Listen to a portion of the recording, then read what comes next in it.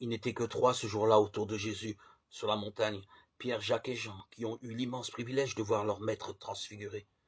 Tout de suite nous vient une question.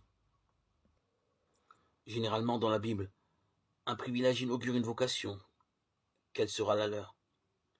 C'est la voix divine qui va la dire, certainement. De la nuée, une voix se fit entendre. Celui-ci est mon fils, celui que j'ai choisi, écoutez-le.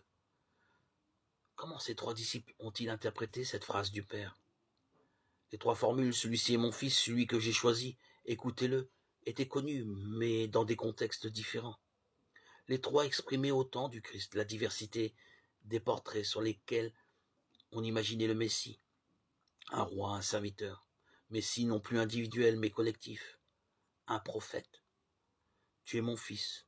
Moi aujourd'hui je t'ai engendré, était l'une des phrases du Sacre des Rois, psaume 2,7.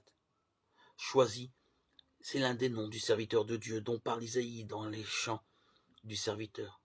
Voici mon serviteur que je soutiens, mon élu. Isaïe 42,1. Enfin, écoutez-le, rappelle la promesse que Dieu a faite à Moïse de susciter à sa suite un prophète. C'est un prophète comme toi que je leur susciterai du milieu de leurs frères.